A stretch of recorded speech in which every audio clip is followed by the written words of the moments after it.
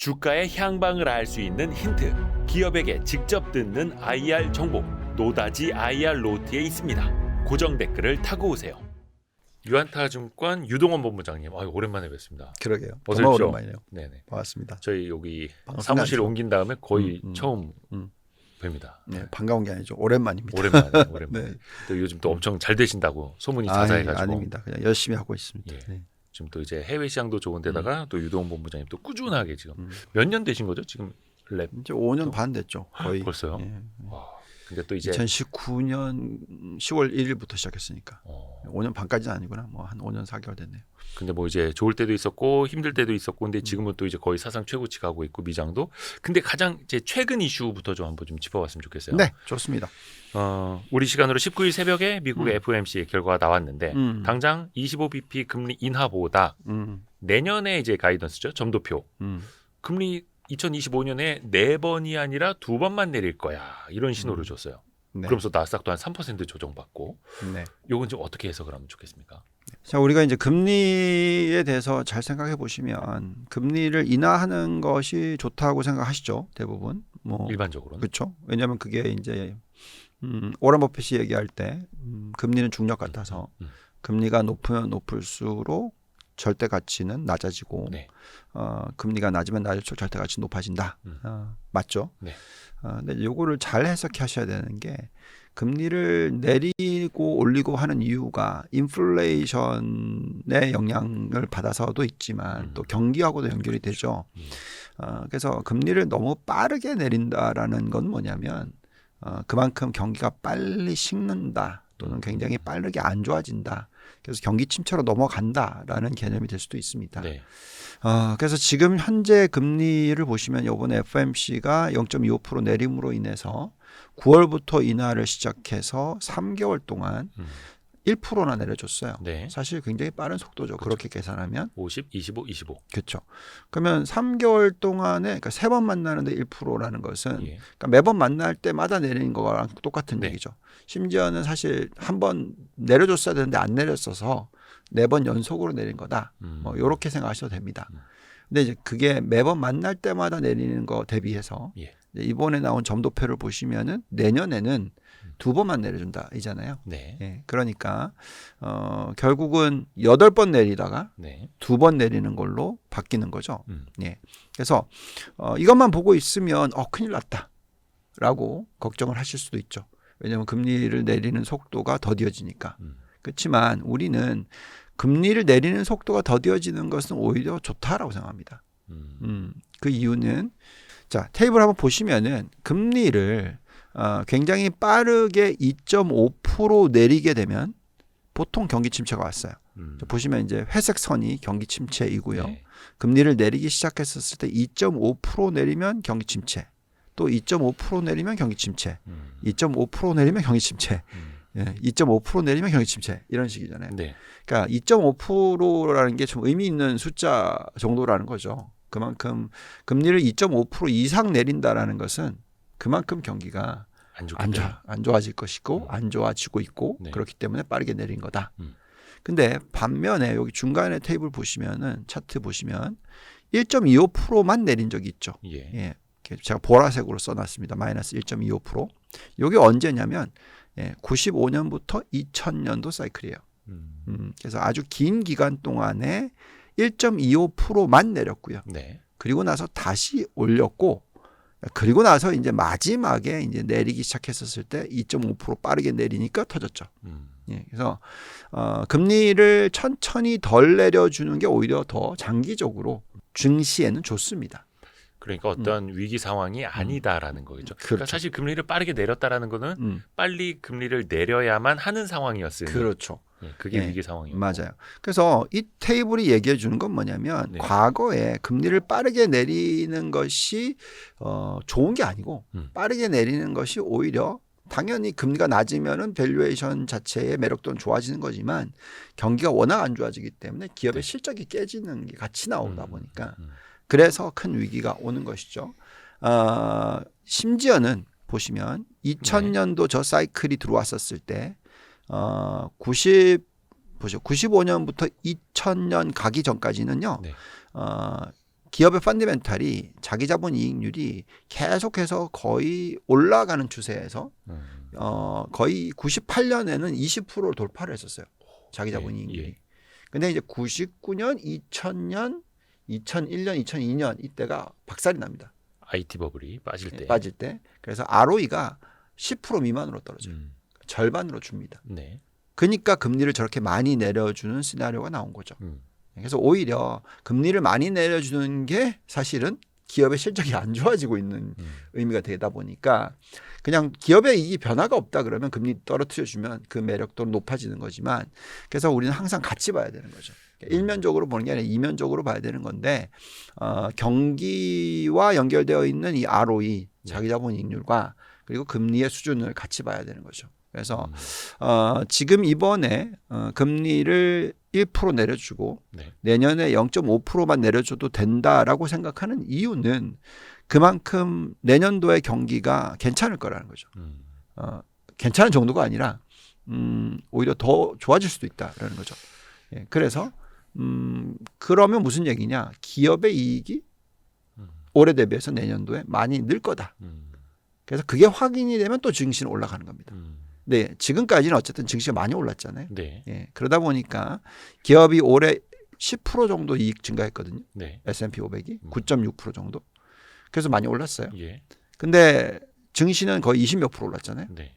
기업 이익은 10% 정도는데 그러니까 많이 올랐잖아요. 네. 그렇기 때문에 내년도에 이익이 많이 오르는 것이 확인이 되면 또다시 올라가겠지만 그 전에는 금리가 높아졌으니까 거기에 따른 어떤 조정이 일어났다라고 생각하시면 되지 않을까.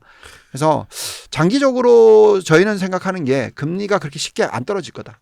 근데 그거는 미국 경제가 그만큼 튼튼하다라는 방증이고요. 네, 그렇고요. 또 미국의 은행권이 가지고 있는 어떤 그 펀더멘탈이 워낙 튼튼해요.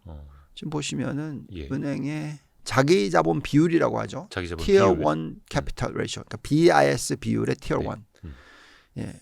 원래 보통은 이제 Tier 1 플러스 Tier 2가 8% 넘는 게 적절한 케이스. 더 높아야 되죠. 그렇죠. 근데 지금 Tier 1만 14%. 예. 근데 저런 정도의 자본 비율을 갖고 있는데 미국의 펀더멘탈이 망가지는 케이스는 없습니다. 그래서 경기가 침체로 가지 않을 정도로 계속 대출을 늘려줄 수 있는 환경일 거고 그렇다면 제가 볼 때는 지금은 이 금리 때문에 너무 민감하게 반응할 필요는 없다. 물론 많이 올랐기 때문에 네. 금리가 오르니까 조정은 받아야죠. 그렇지만 장기적으로 봤었을 때는 오히려 다시 금리가 안정을 찾을 거고 경기도 좋을 거고 기업 이익도 두 자릿수 증가를 할 거고 그래서 괜찮을 것 같다. 예, 이렇게 생각합니다. 미국 경제만 뜨겁습니다. 뭐 고용 시장도 그렇고 네, 뜨겁죠. 소매 판매 지표 나올 때도 사실은 거의 실망을 시키지를 않고 있고 우리가 힘들어서 그렇지. 근데 이제 미국에서 이제 연준이 원하는 연준이 목표로 하는 소비자 물가 지수 상승률이 2%잖아요. 2.0이죠. 근데 한 2%대 중후반에서는 끈적끈적하고 더 밑으로는 못 내려가고 있고. 그러면은 이게 또 기조적으로 금리를 계속 내리기도 또 쉽지는 않은 상황인 거고요. 근데 또 경기는 좋고. 약간 그러면 이 균형추는 어디에다 두면 좋을까요? 그러니까 예전처럼 이렇게 막 물가 인플레이션 크게 신경을 쓰지 않아도 되는 그런 상황일까요? 그러니까 왜 장이 빠졌냐면 이제 금리를 천천히 내려준다라는 개념이 인플레이션이 높아지는 게 아니냐 이렇게 생각하는 거죠. 네. 예. 여태까지는 금리를 내려줄 거고 인플레이션도 괜찮고 근데 이제 최근에 인플레이션 숫자가 좀 올라오고 이거는 트럼프가 당선이 되면은 금리가 계속 올라가는 게 아니냐라는 두려움이 들어오는 거죠. 네. 그래서 거기에 대한 어떤 이유를 한번 봅시다. 뭐 몇 가지가 있겠죠. 그래서 첫 번째는 가장 중요한 거는 관세. 관세를 지금 전체로 계산해 보시면 3.1%거든요. 네. 근데 트럼프가 지금 얘기하는 뭐 중국 60%, 뭐 전 세계 25% 이렇게 하면 대충 계산해 보면 관세율이 17%로 올라가는 겁니다. 일단 얘기해 놓은 것 정도를 네. 반영을 하면 네. 그렇죠. 3에서 17. 어. 그럼 이제 그거를 가지고 수입 물가를 계산해 봐요. 그러면 수입 물가가 얼마나 올라가는 건지로 대충 계산해 보시면은 GDP로 계산했었을 때 약 2%포인트 올라갑니다. 그래서 무슨 얘기냐? 이렇게 관세가 올라가 버리면 네. 미국의 인플레이션은 아무것도 변한 게 없으면 네. 관세만으로 인플레이션 2%가 올라간다는 거예요. 크잖아요. 그러면 예를 들어서 뭐 한 2.5면은 4.5가 된다는 얘기예요. 그렇죠, 그렇죠. 인플레이션이 네, 2.5면 네, 4.5가 된다는 예, 얘기죠. 예. 예, 그렇죠. 어마어마한 거죠. 어마어마한 거죠. 예, 그러니까 그 정도로 그냥 이건 단순 계산이라는 거죠. 네네. 예. 예. 그렇지만 뭐 여러 가지 뭐 플러스 마이너스가 있을 거고 그래서 대충 계산하면 아무리 못해도 관세를 이렇게 때려버리면 인플레이션은 1%포인트 이상 올라가게 된다. 근데 이제 왜 그러면 트럼프가 이걸 할 수 있느냐라고 질문을 하시면 네네네. 그거는 이 고용 시장이 보시면은 좀 씻고 있는 거는 사실이잖아요. 네. 예, 그래서 완전 고용이기는 한데 고용 시장이 좀 씻고 있는 부분을 좀 감안을 하셔야 되고요. 그다음에 가장 중요한 것은 이 고용 시장이 씻고 있는 이유를 잘 생각해 보시면 그게 AI 사이클이라는 게 들어오면서 기본적인 생산성 확대가 일어나고 있는 겁니다. 뭐 예를 들면 이렇게 얘기해 볼게요. 미국에서 가장 잘 팔리는 레스토랑 치폴레라는 레스토랑이 네, 있어요. 치폴레. 예, 이거는 이제 레스토랑 가서도 먹고. 예. 그렇지만 이게 뭐 멕시칸이니까 네. 주문도 많이 하죠. 배달. 배달 많이 하죠. 예. 예. 그래서 과거에는 배달 주문을 하게 되면은 당연히 전화 받는 사람도 있어야 되고. 네네네. 예, 그렇잖아요. 음. 근데 요즘에는 필요가 없어요, 사람이. 그러니까 그 전화마저도 AI가 받아준단 말이죠. 비대면으로, 예. 무인으로. 예, 무인으로. 그러니까 사람이 예를 들어서 10명이 필요했다면 이제는 사람이 2명, 5명밖에 안 필요하다. 확 주는 거잖아요. 예, 그래서 실질적으로 고용 시장 자체가 쿨링하는 건 맞죠. 근데 대신에 똑같이 생산성은 높아져서 똑같은 매출은 일어나는 거죠. 네. 예. 그래서 결국은 이런 게 인플레이션 낮춰주는 효과입니다. 그래서 대충 지금 계산해 보면 AI가 최근에 들어서 인플레이션을 낮추는 효과, 즉 생산성을 높여주는 효과는 최근 들어서 계산했을 때 최소 1%포인트 정도는 들어오고 있는 것 같아요. 그리고 아주 많이 계산해 보면 대충 얼마까지 영향을 미칠 수 있냐, 매년 2% 정도도 영향을 미칠 수가 있습니다. 네. 그러니 아까 말씀드렸던 관세가 1%, 2%확 처음에 옮겨준다 하더라도 예. 올린다 하더라도 AI가 들어오면 들어올수록 인플레이션 낮춰주는 잡아주고. 효과가 있죠. 그러니까 트럼프가 일론 머스크를 혁신 장관으로 앉히는 거고. 그러니까 일론 머스크가 오자마자 하는 행동을 보면은 정부 기관의 효율성을 높이겠다. 뭐 이런 식인 거죠.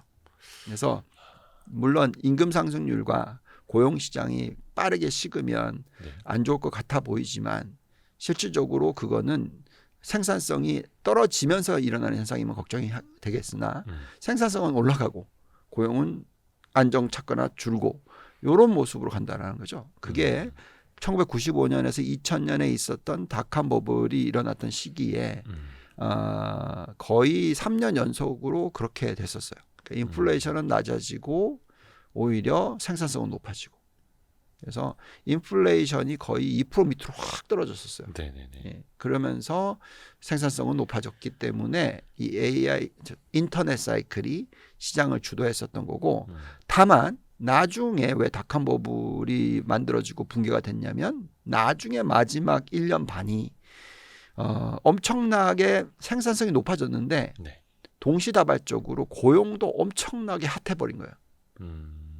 고용의 지표들이 다 엄청난 플러스 숫자가 나오기 시작해버린 네. 거죠. 네. 우리도 기억하시죠? 1998년 IMF 위기 끝나고 나서 네. 2000년도에 어떤 현상이 있었죠? 우리나라 테헤란로에 엄청난 닷컴이라고 하면서 엄청나게 사람들 고용됐고 그렇죠. 또 증권업계에서도 사람들 그만두고 예, 다 IT계로 간다고 하면서 스타트업하고 그리고 막 연봉을 갖다가 뭐 3배로 측정해주고 막 99년 2000년에 그 법인카드 한도 없는 IT 기업들 많았다고. 그러니까. 그러니까 그게 다 사실은 실질적으로 생산성도 높아졌지만 똑같이 비용도 높아졌다. 아하. 그러면 비용이 높아졌다라는 것은 그만큼 흥청망청 쓴다. 흥청망청 쓴다는 건 인플레이션 높아진다 이거잖아요. 근데 지금 보시면은 AI가 들어옴으로 인해서 그런 과잉 투자나 과잉 소비가 일어나는 건 아니고 고용도 싣고 있지만 그래도 임금은 상승하고 있고 그래서 상당히 매력 있는 그런 모습이다라는 거죠. 그러니까 예전에도 본부장님이 쓰셨던 표현입니다마는 골디락스 그런 흐름으로 미국만 이러다 보니 이제 자금이 또 미국으로 빨려 들어갈 수밖에 없고. 그렇게.